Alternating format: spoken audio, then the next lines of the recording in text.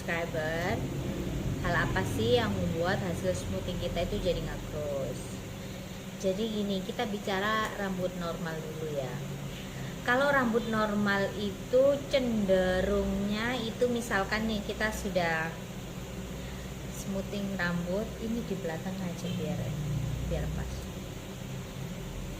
Kalau untuk rambut normal biasanya rata-rata kejadian ngekrus, misalkan ngekrus ini ya, itu berarti cuman kurang di pencatokannya aja dan durasi obat yang terlalu lama. Terkadang orang tidak nggak menyadarinya itu kayak gini. Habis dioles nih di step 1 dioles, yang bawah kan kita ngolesnya yang bawah dulu nih. Yang bawah kita oles, terus habis di situ semakin naik kan waktu, semakin jalan nih. Misalkan di keseluruhan ini sudah selesainya itu di panjang jarum jam di 12. Nah, otomatis kita kan harus diemin normalnya kalau untuk rambut yang belum pernah diapa-apain itu 1 jam. Nah, di 1 jam itu otomatis yang bawah ini kan sudah proses jalan ya, sudah proses jalan waktu.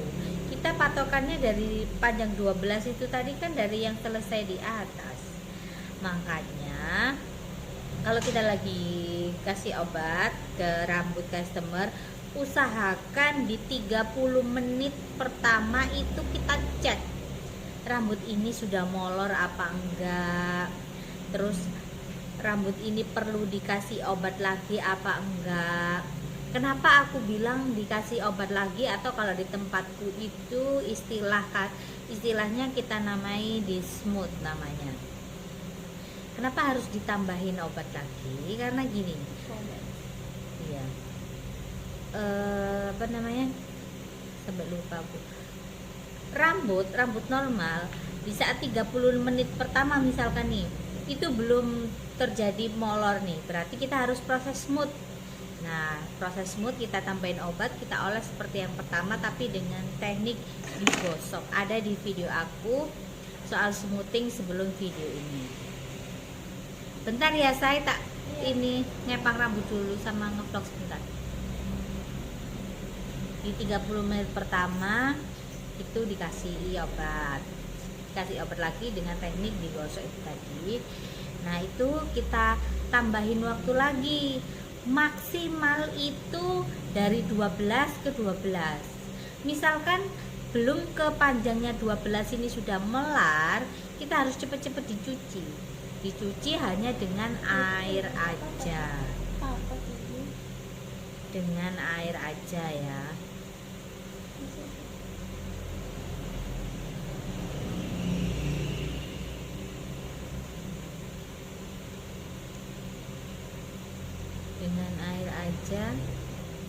Terus habis itu sampai bengong aku. Terus ini apa namanya? Terus kalau udah di situ kan pencatokan nih. Ini yang poin pentingnya. Pencatokan, nyatoknya kalau misalkan rambutnya pendek sih gampang. Tapi kalau posisi rambutnya ini panjang, ini agak susah. Kita harus ngerjainnya bener-bener mateng dari ujung.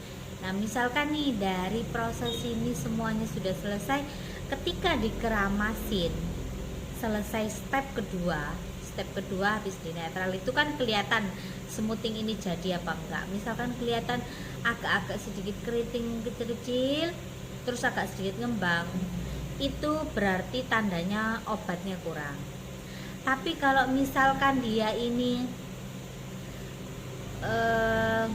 ngembang enggak, tapi posisi di bawah sendiri itu kayak kecil-kecil gitu ya, kayak keriting kecil-kecil tapi agak banyak gitu, itu yang namanya ngekrus.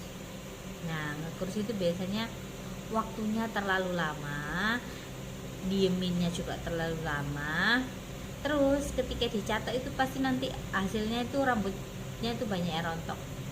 Kalian bisa lihat di ubinnya, kalau banyak rambut rontok berarti itu proses pengolesan obat itu waktunya durasinya terlalu lama.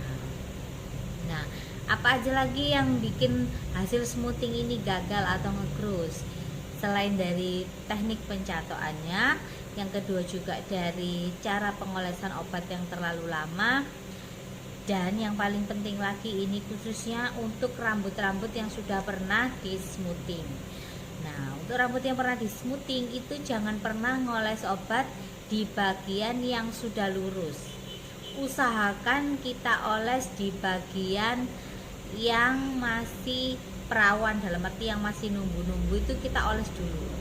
Baru di 30 menit pertama itu baru kita oles yang bawahnya yang masih lurus itu, tapi dengan catatan obatnya itu jangan dikasih obat, tapi sisa dari narik yang di atas. Caranya narik juga ada di video smoothing untuk pengaplikasiannya, ada di YouTube aku juga. Terus habis itu ini apa? Untuk yang rambut bekas warna, ini juga penting banget. Rambut yang bekas warna harus posisi basah. Kenapa? Kalau sudah kena warna terus kena peroksid, apalagi peroksidnya tinggi, terus kena obat smoothing step 1 dengan keadaan kering, itu akan buat rambut rapuh dan ngekrus. Ngekrusnya kelihatan saat dioles. Jadi waktu dioles gitu ya, dia langsung rambutnya itu naik ke atas, kecil kayak gitu. Nanti deh kalau misalkan aku ada kasus kayak begitu, nanti aku bikin video. Jadi dia langsung ngangkat gitu kecil. Nah itu ketika nanti dicatok pun jatuhnya dia akan rontok. Jatuhnya akan rontok, dan itu yang bikin hasil smoothing nanti nggak bagus, nilai jualnya nggak tinggi. Makanya setiap rambut itu cara penangannya beda-beda, jangan pukul rata. Ini contoh lagi, banyak banget yang tanya sama aku di WhatsApp, boleh nggak kalau hasil smoothingan kita nggak jadi kita ulang? Boleh, tapi ini aku pakai obat smoothingnya pakai brand Matrix dan itu pakai yang resisten. Salah. Kenapa aku bilang salah?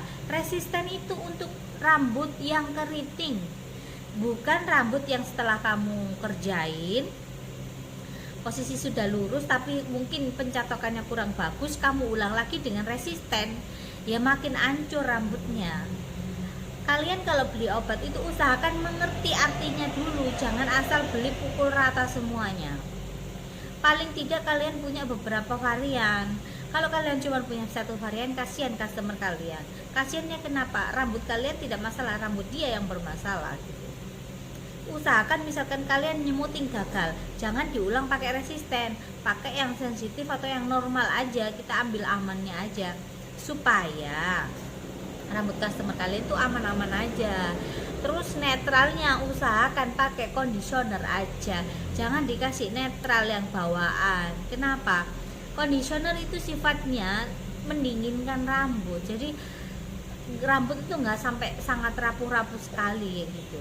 Jangan lah ya, kalian harus punya varian beberapa obat smoothing supaya hasilnya bagus dan gak ngekrus.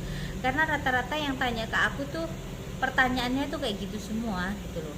Boleh nggak pakai ini, boleh nggak yang aku pakai Matrix dengan merek dengan maksudnya varian yang sensitif segala macem. Ya kalau aku bilang itu salah. Makanya di video kali ini aku tuh bener-bener ngejelasin banget, khususnya ini yang di rambut yang bekas warna ya, harus posisi basah. Karena obat smoothing yang step pertama itu kan panas, di kulit tangan aja kita bisa melepuh loh kalau terus-terusan. Makanya usahakan harus basah, terus disemprot antifreeze. Kalau kalian mau tanya aku pakai antifreeze apa, aku pakai punyanya mereknya Go Straight. Ini antifreeze-nya kayak gini.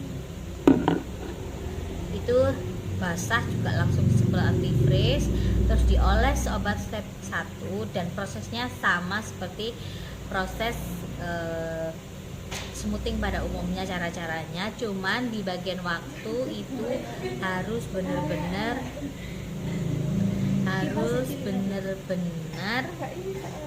dicek, sedikit-sedikit harus ngecek udah molor apa enggak kayak gitu. Sampai di sini moga-moga aja kalian mengerti ya, yang bisa menyebabkan rambut smoothing and nge-cruise itu faktornya bukan hanya sekedar catok rambut, tapi durasi waktu yang overtime itu juga pengaruh. Terus dari segi tenaga kerjanya juga ngaruh. Tenaga kerja dalam arti pemilik salon kalau nggak bener-bener menguasai rambut customer juga bermasalah, karena kan di pikirannya kan ada proses tunggu. Tidak bisa seperti itu karena jenis rambut setiap orang beda-beda. Ada yang helaiannya kecil-kecil kayak rambutku gini, ini cepet banget matengnya. Rambut obat tuh cepet meresap. Dan nah, kayak gini tuh harus dicek terus. Kita harus sering-sering narik rambutnya udah molor apa belum. Jadi itu aja ya. Terus satu lagi, catok pengaruh, harga catok pengaruh nggak? Jawabannya menurut saya memang pengaruhnya itu menurutku itu bukan di harga tapi di elemennya. Kalau aku lebih suka pakai elemen yang seperti setrika daripada elemen keramik. Kalau elemen keramik memang satu kali tarik langsung lurus ya, tapi ketika nanti dicuci dia akan kembali seperti semula ngembang. Tapi kalau elemennya seperti setrikaan, kita membutuhkan waktu catok itu berkali-kali dan hasilnya jauh lebih bagus. Itu yang sering sekali aku kasih tahu sama customer. Dan kalau kalian nanya lagi, aku pakai catok apa? Aku pakai catok merek Beverage sama Codos. Udah itu aja, aku nggak pernah pakai merek-merek lain. Dan satu lagi, catok rambut aku ganti setiap tahun. Jadi setiap tahun pasti ada pembaruan peralatan seperti catok. Itu mau masih hidup ataupun sudah mati, aku pasti akan ganti. Karena tingkat kepanasannya pun sudah beda. Itu aja sih yang mau aku kasih tahu buat kalian. Semoga kalian ngerti dengan apa yang aku sampaikan ini. Kalau kalian ada yang nggak ngerti, lebih baik saranku boleh komen, tapi kadang suka nggak kebaca gitu, karena kan aku nggak selalu lihat notifikasi di YouTube. Kalau WhatsApp sudah pasti aku buka, karena kan aku hubungannya langsung sama customer aku, jadi aku lebih sering mainnya di WhatsApp. Itu aja sih. Terima kasih buat kalian yang udah menonton video ini. Sukses terus, semangat, dan sukses terus buat kalian.